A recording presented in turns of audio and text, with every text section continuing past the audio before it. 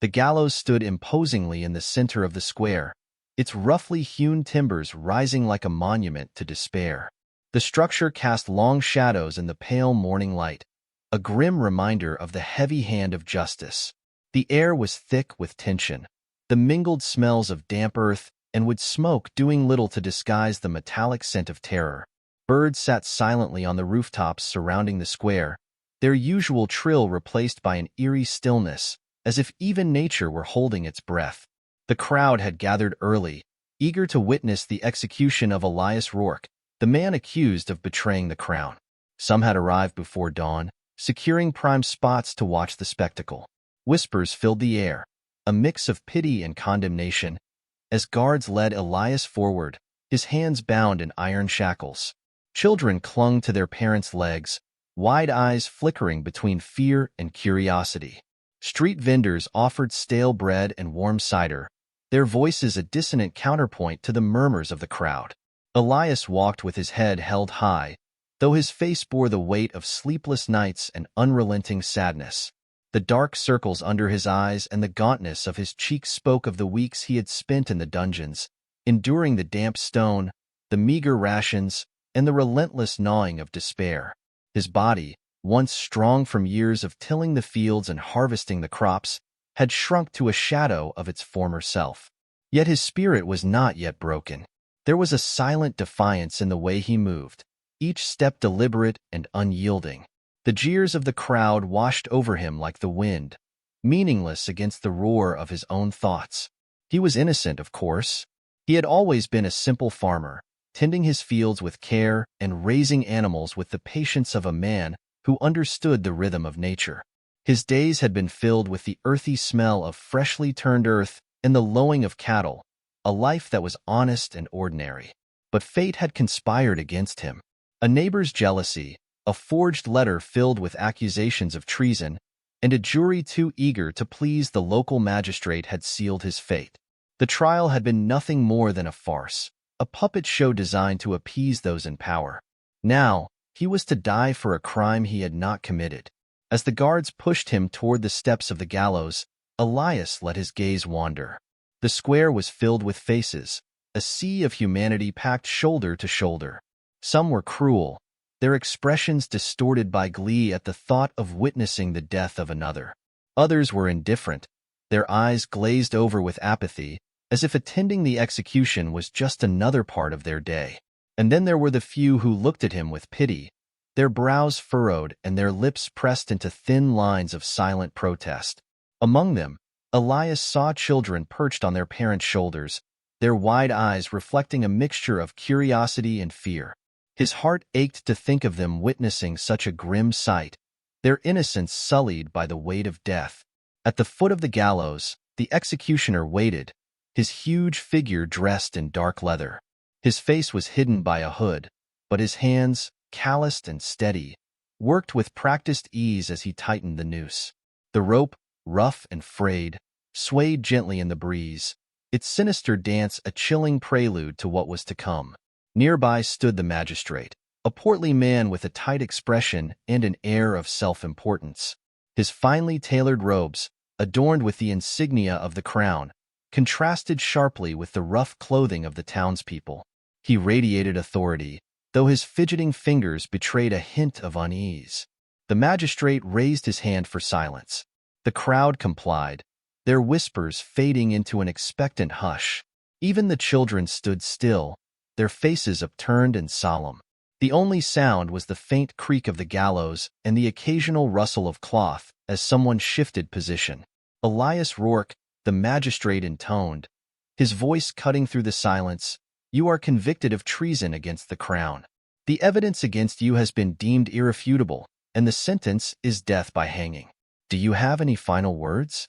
Elias's voice was firm when he answered, though it had the weight of a man who had nothing to lose. "I am innocent," he said, his words clear and unwavering. "I die not for my sins, but for the lies of others. Let it be known that justice has failed today." A murmur ran through the crowd, a mixture of surprise and discomfort. The magistrate's sneer deepened and his lips curved in disdain. "So be it," he declared, his tone cold and final. "Let justice be done." The executioner stepped forward, rope in hand, as the crowd leaned toward him, holding their breath in anticipation of the grim end. But as Elias braced himself for the inevitable, a flicker of hope burned on his face. The fire stirred silently within him, refusing to be extinguished. As the executioner stepped forward, his heavy boots crunching on the wooden platform, Elias felt the weight of despair upon him like a shroud of lead. The rough fibers of the rope brushed against his neck, and he squeezed his eyes shut, bracing himself for the inevitable. A wave of cold terror washed over him, suffocating and unrelenting, as the jeers and murmurs of the crowd faded into a distant hum. This was the end. But then, cutting through the oppressive silence, came a sound, faint at first, but unmistakable to Elias. A soft, familiar whinny floated through the air, delicate but powerful enough to send a jolt straight to his chest. His breath caught in his throat and his eyes flew open, frantically scanning the sea of faces in the square. And then he saw it. At the edge of the gathering, where the sunlight painted golden halos across the cobblestones, stood a figure so striking it stole the breath from his lungs. Valor, the horse he had thought lost forever.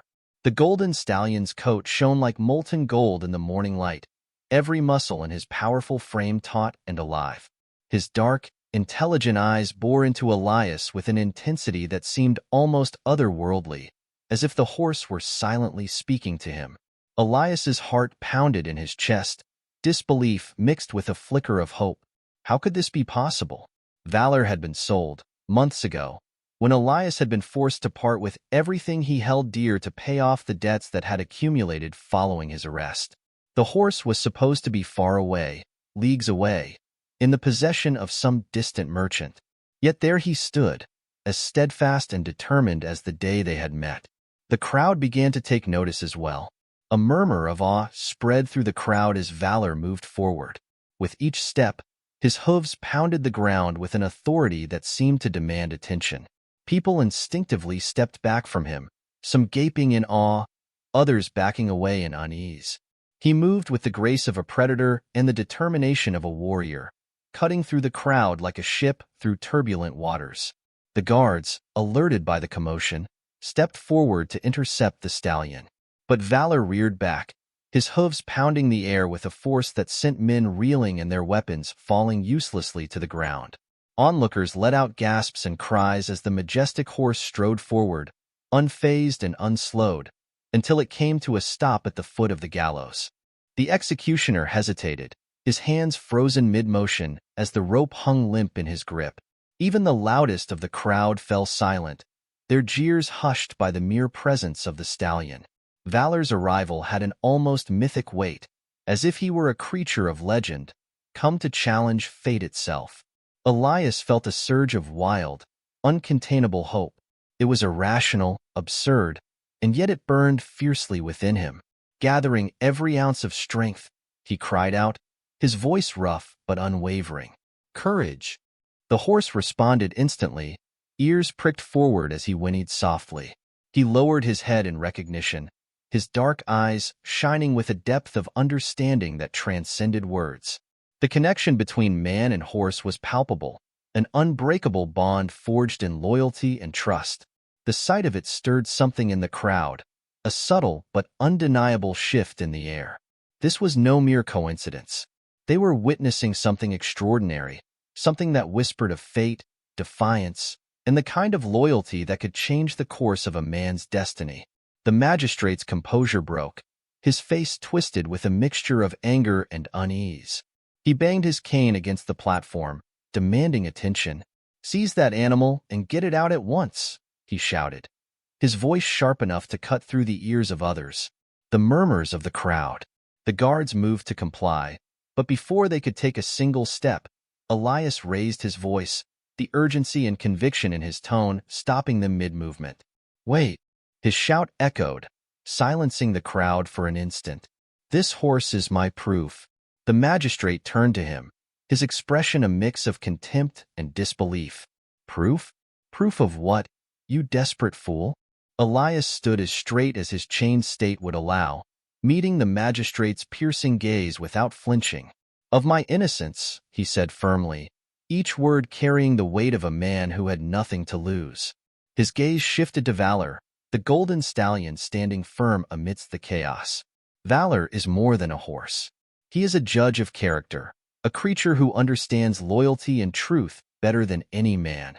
"If you still support me after all, it is because you know I am not the villain I am accused of being." A wave of murmurs spread through the crowd, growing louder as the words sank in. People leaned towards one another, exchanging curious glances. The atmosphere. At that moment, the situation changed, charged with a mix of intrigue and defiance. Even the most skeptical onlookers could not help but consider the weight of Elias's claim. The magistrate's jaw tightened, his authority wavering under the weight of public scrutiny.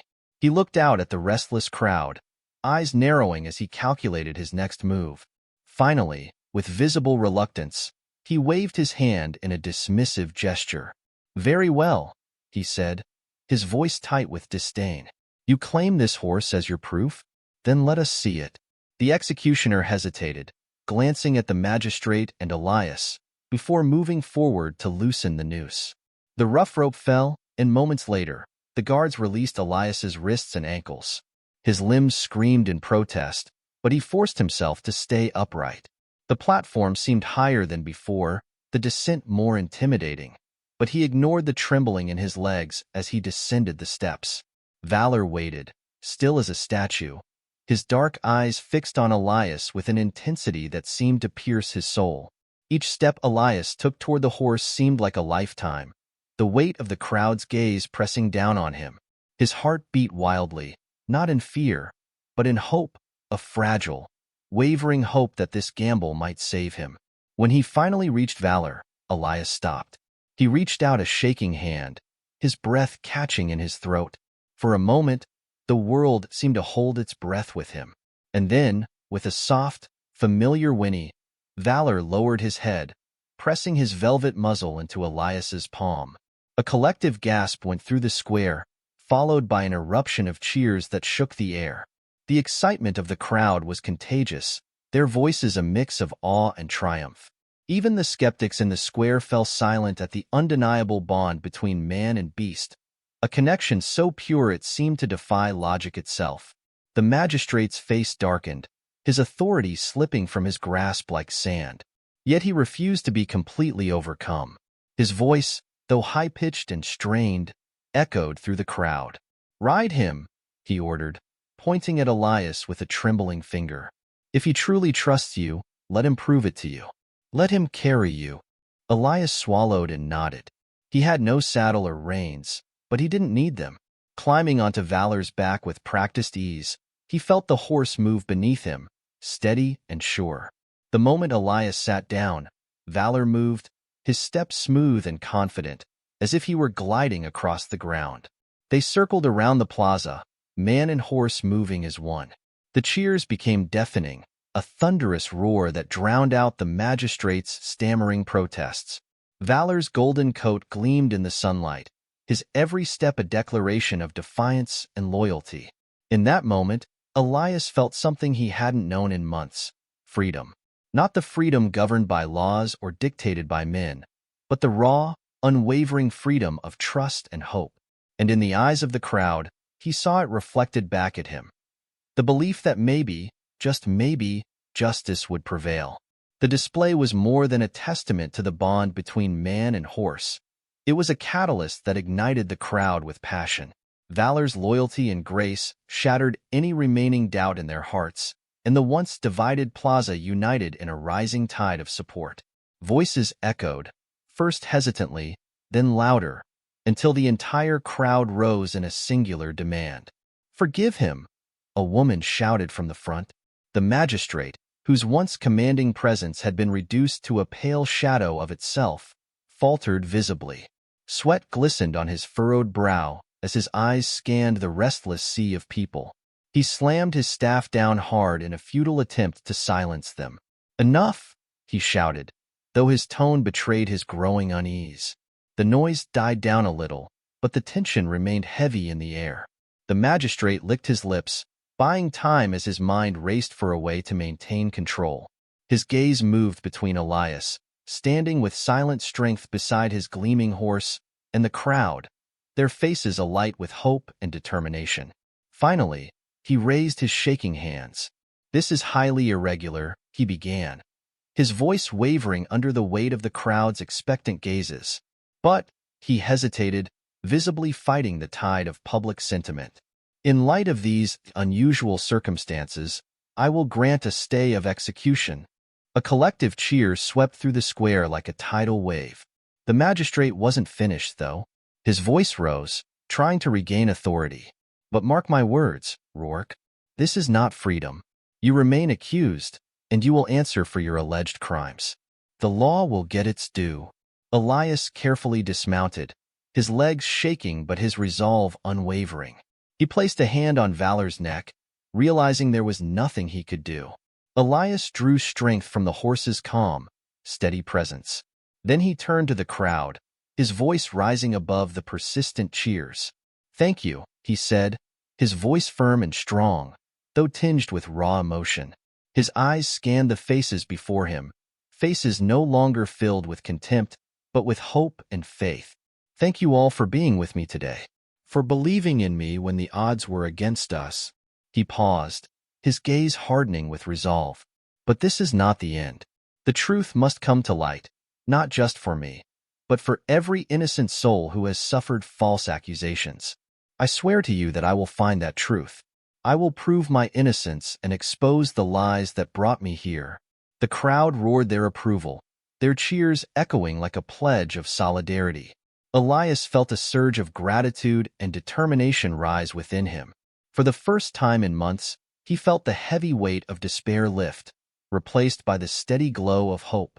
The magistrate, clearly outmatched by the force of the crowd, reluctantly waved goodbye and turned sharply on his heel, retreating to the safety of the courthouse. Guards stood back, weapons lowered, as the crowd moved in to surround Elias. Hands reached out, not to harm him, but to pat him on the shoulders, shake his hands, and offer words of encouragement. Children pointed in wonder at Valor, while elders nodded in approval at the man who had stood firm against injustice. Elias smiled, a small, tired smile, but one that held genuine warmth. "Thank you," he said again, his voice nearly drowned out by the cheers and shouts of support. As the crowd slowly parted to let him through, Elias stepped forward, Valor at his side. Together, they moved through the crowd, their steps firm and unwavering. Cheers followed them, echoing off the stone walls of the plaza, carrying with them a promise of better days. Once out of sight of the plaza, Elias stopped in a quiet alley, leaning against Valor's solid body. He stroked the horse's golden coat, his touch lingering with gratitude. "You saved me today, old friend," he murmured, his voice heavy with emotion. "I don't know how you found me, but I owe you my life." Valor neighed softly, pressing his muzzle against Elias' chest. The connection between them was unbreakable, a bond forged in loyalty and trust. As Elias straightened and looked out at the horizon, a sense of peace washed over him.